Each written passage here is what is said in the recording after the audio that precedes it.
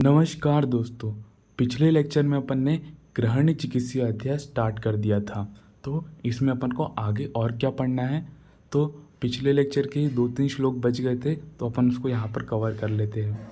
तो इसमें जो अपन ने पढ़ा था, चरक जी ने जो बताया था कि रस से शुक्र तक के जो निर्माण है उसमें 6 दिन लग जाते, 6 अहोरात्र उनने लिखा था। तो और सुश्रुत जी कितना 1 महीना मान रहे थे।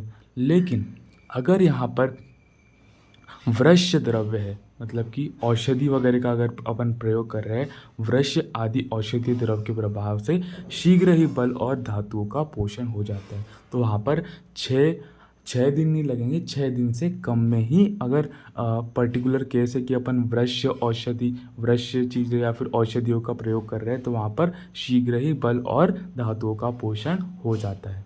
ठीक है, वो सामान्यतः तथा अगर कि नॉर्मली अगर अपन नॉर्मल डाइट वाइट ले रहे हैं तो वहाँ पर 6 दिन में, या फिर सुश्रुत जी जो बता रहे थे वो 30 दिन में हो रहा था। लेकिन अगर वो वृक्ष और औषधि द्रव्य का प्रयोग कर रहे हैं तो वो शीघ्र ही बल और धातुओं का पोषण वहाँ पर हो जाएगा। इसके बाद में पाचक अग्नि का महत्व। तो पाचक अग्नि जो है वो बाकी सारे अग्नियों से श्रेष्ठ बताई गई है। इसको ज़्यादा महत्वपूर्ण बताया है। जो अपने धातु अग्नि पढ़ी थी उन सब से इसको ज़्यादा श्रेष्ठ बताया है। ऐसा क्यों है? देखो, बिकॉज जो अगर सारी जो अग्नियाँ होती है वो पाचक अग्नि पे डिपेंड करती है। अगर पाचक अग्नि बढ़ी तो सारी अग्नियाँ बढ़ेगी, अगर पाचक अग्नि घट गई तो सारी अग्नि घट जाएगी। इसलिए पाचक अग्नि के क्षीण होने पर शेष अग्नियाँ भी क्षीण हो जाती है। ठीक है दोस्तों, अब आगे बढ़ते हैं। यहाँ से अपना मेन चैप्टर स्टार्ट होता है जो कि है ग्रहणी। तो ग्रहणी को ग्रहणी रोग, मतलब कि ग्रहणी जो है उसको ग्रहणी क्यों बोलते हैं? इसको ग्रहणी इसलिए बोलते हैं, देखो, ग्रहणी अग्नि का आश्रय है। तो यहाँ पर जो है वो क्या है, क्या बता रहे हैं, ग्रहणी जो है वो अग्नि का आश्रय खाने हुए अन्न का ग्रहण करती है, इसलिए उसको ग्रहणी बोलेंगे अपन। क्यों बोलेंगे? क्योंकि वो खाए हुए अन्न का ग्रहण करेगी, अपक्व अन्न का ग्रहण करेगी और उसको पक्व करेगी, उसको पचाएगी। ठीक है दोस्तों, और ग्रहणी अग्नि का भी स्थान है। तो सुश्रुत जी ने देखो क्लियरली बताया, षष्ठी पित्त धरा नाम व कला परिकीर्तितः। तो सुश्रुत जी क्लियरली बता रहे हैं उसको कि जो षष्ठी जो कला है वो ग्रहणी है और वो पित्त धरा कला है। पक्वाशय मध्य स्थिता ग्रहणी सा परिकीर्तितः। पक्वाशय के मध्य में जो स्थित है, मतलब कि आमाशय और पक्वाशय के जो बीच में जो स्थित है वो क्या है? ग्रहणी। ऐसा सुश्रुत जी बता रहे हैं इसको। ठीक है, इसके आगे बढ़ते हैं। जठर अग्नि के मंद होने से जब गुदा से पका हुआ या बिना पचे ही आहार अंश निकलने लगे तो ग्रहणी रोग कहते हैं। क्योंकि ग्रहणी रोग क्यों कहेंगे? अगर इसमें रोग हो गया, अगर ये जो ग्रहणी थी दैट इज डियोडिनम, अगर इसमें रोग हो गया, अग्निमांद हो गई यहाँ पर, तो क्या हो? अग्निमांद हो गई मतलब कि 3 चीज़ें हो सकती है ना, अग्निमांद भी हो सकती है, तीक्ष्ण अग्नि भी हो सकती है और विषम अग्नि भी हो सकती है। अगर इन तीनों में से कुछ एक हो गया तो क्या हो जाएगा? उसको ग्रहणी रोग हो जाएगा। ग्रहणी रोग में क्या होगा कि जो वो भोजन वो कर रहा है, ग्रहणी का काम क्या था? अपन ने पढ़ा था यहाँ पर, ग्रहणी का काम है जो अपक्व भोजन है उसको पक्व करना।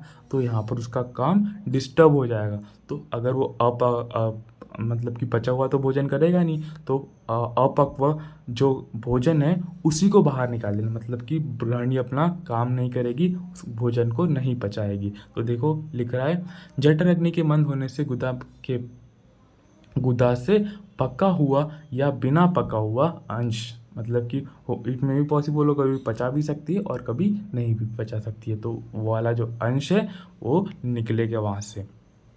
संपूर्ण आहार विदग्ध होकर अम्ल हो जाता है। ठीक है, तो संपूर्ण आहार क्या हो जाएगा? विदग्ध होकर अम्ल हो जाएगा वहाँ पर। इसके बाद अग्निदोष को जो है वो अग्निदोष नाम किसने दिया है? ग्रहणी को, मतलब कि अग्निदोष को ग्रहणी दोष नाम दिया है डल्लन ने। तो ग्रहणी दोष कौन बोलते हैं? डलहन जी। ग्रहणी रोग तो सब लोग बोल रहे हैं, लेकिन ग्रहणी दोष जो पर्टिकुलर वर्ड है वो डलहन जी ने दिया है। इसके आगे बढ़ते हैं इसके निदान में। तो ये क्यों हो रहा है, इसका कॉज क्या है, ये बहुत इम्पोर्टेंट है। तो ये श्लोक तो मैंने याद कर लिया था, अगर आपको भी हो जाए तो ये कर लीजिए, क्योंकि अग्नि की दृष्टि में भी यही सब कारण होते हैं। तो अभोजनात् अजीर्णात् अति भोजनात् विषमासनात् असात्म गुरु शीत अतिरुक्ष अंदुष्ण भोजनात्। ठीक है, तो भोजन ना करने से, अगर वो भोजन नहीं कर रहा है तो भी ये हो सकता है, मतलब कि अग्नि की दृष्टि हो सकती है भोजन ना करने से भी।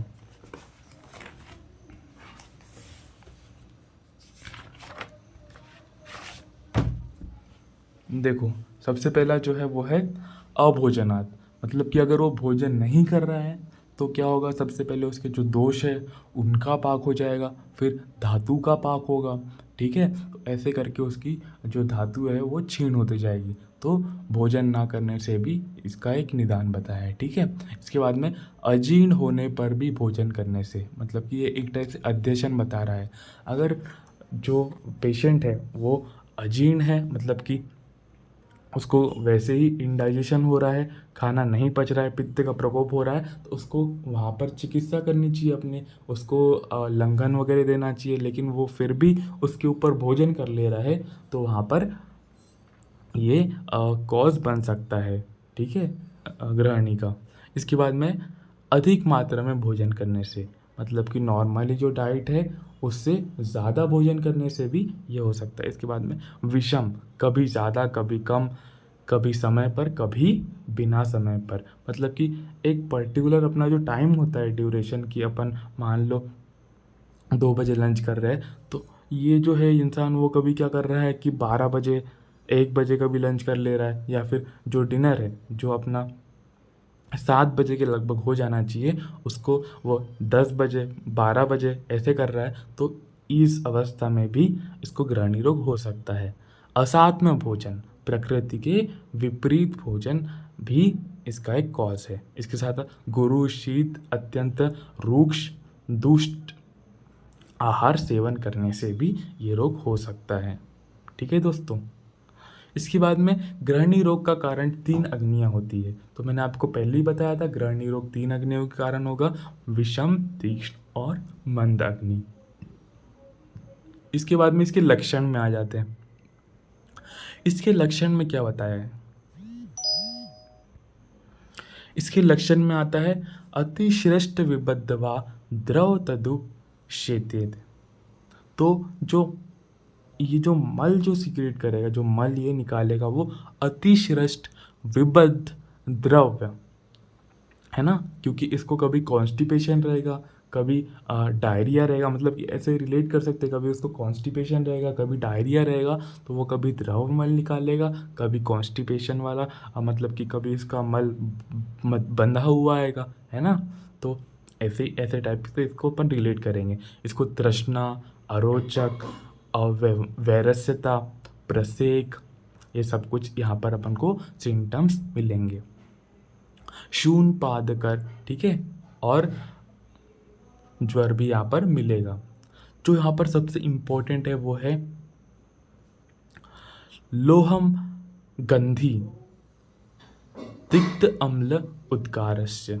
तो यहाँ पर जो आ रहा है लोहमत गंधी तिक्त अम्ल उद्गारस्य। ठीक है, तो अपन इसको हिंदी में पढ़ते हैं। अभी क्या है,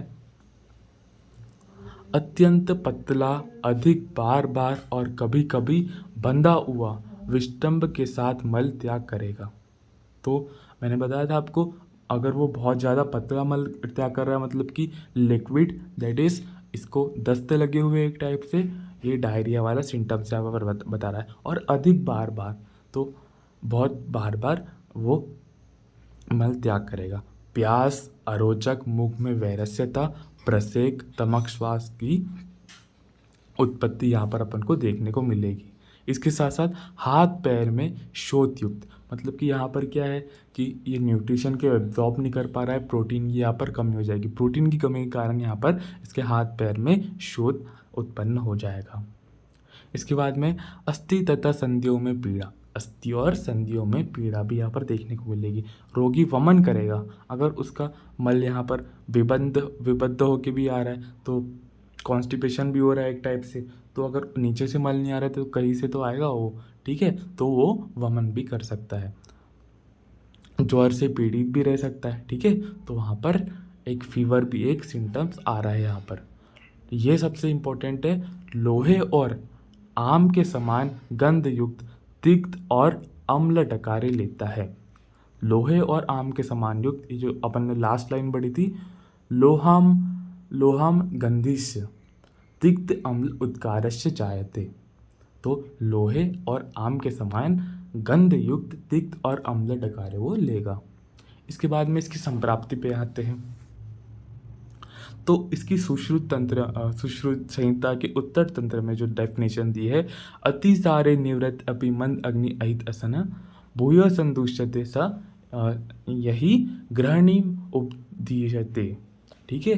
तो यहाँ पर क्या बताते हैं, जो अतिसार का रोगी है, ठीक है, अतिसार का जो रोगी है वो मान लो ठीक हो गया, ठीक है, वो जस्ट ठीक ही हुआ है अभी, और बहुत सारे लोग क्या करते हैं कि वो ठीक ही हुए और तुरंत बिना मतलब कि संसर्जन कर्म या फिर उसको बिना ध्यान दिए वो अहित भोजन करना स्टार्ट कर देते हैं। तो बिना अपनी हेल्थ पे ध्यान दिए उनने क्या किया, अहित आसन करना शुरू कर दिया। तो वो क्या हो गया, जैसे ही मतलब कि वो पूरी तरह से क्यूअर भी नहीं, मतलब कि मे बी पॉसिबल कि वो क्यूअर हो भी गए थे या फिर नहीं भी हुए थे, और उनने अहित आसन करना स्टार्ट कर दिया, तो वो जो अतिसार था वो ग्रहणी रोग में तब्दील हो गया, फिर परिवर्तित हो गया। तो अतिसार से निवृत्त या फिर अनिवृत्त, ठीक है, तो और उसने अहित आसन कर लिया तो वो ग्रहणी रोग में कन्वर्ट हो गया। इसके बाद में इसके पूर्व रूप में चलते हैं। तो पूर्व रूप में क्या क्या आता है, पूर्व रूप में आप यहाँ पर लिखते हैं तृष्णा आलस्य बल क्षय। तृष्णा प्यास लगेगी उसको, आलस्य बहुत उसको आलसी आएगी, बल का क्षय होगा, खाए हुए अन्न में विदाह और देर से पचेगा, क्योंकि वहाँ पर उसकी अग्नि की दुष्टि हो चुकी है, तो जो खाया हुआ अन्न है वहाँ पर विदा होगा और वो जो खाना है वो देर से पचेगा। इसके साथ साथ शरीर में भारीपन का अनुभव, गौरवता उसको फील होगी।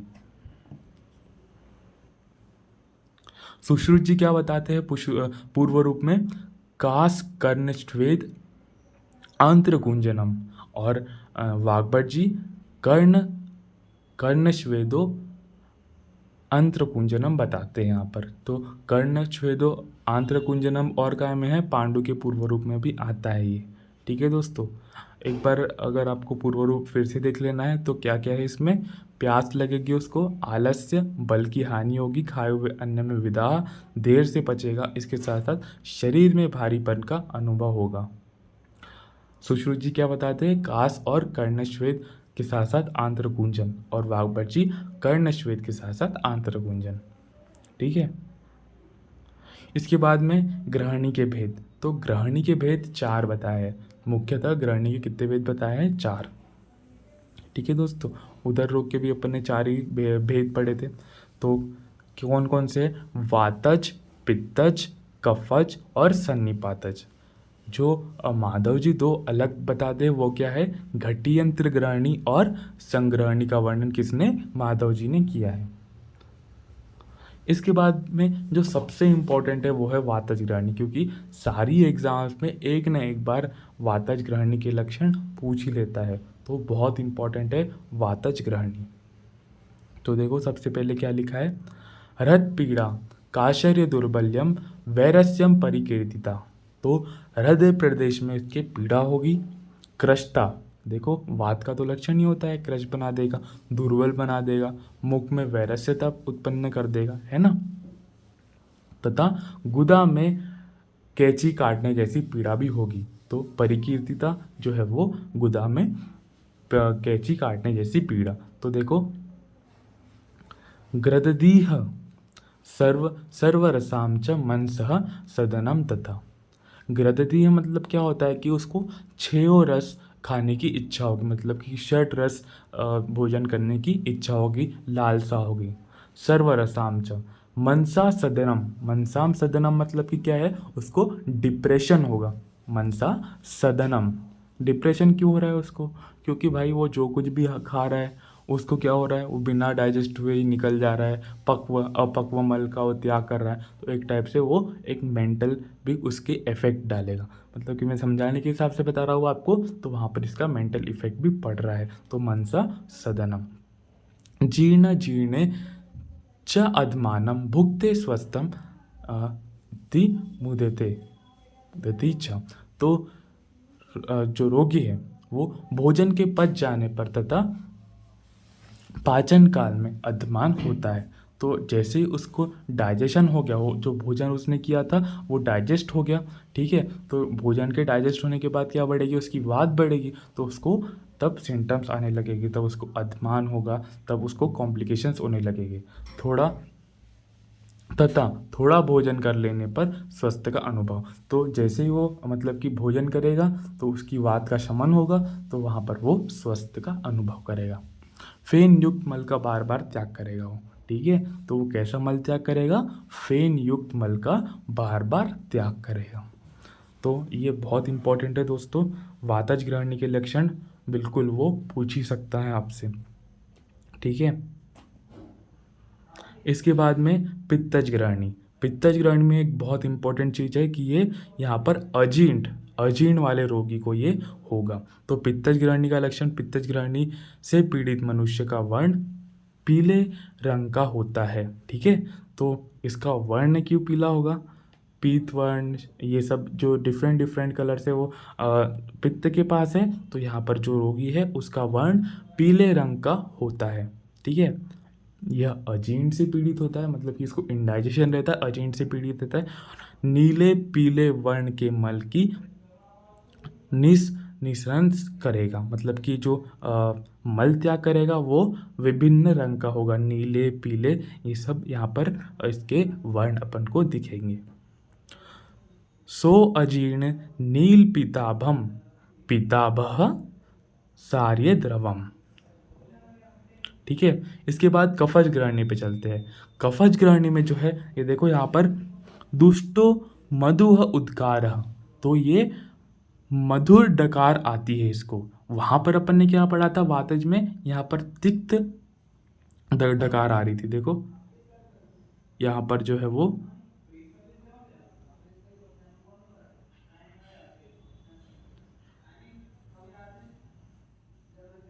यहाँ पर अम्ल तिक्त डकारें यहाँ पर आ रही थी,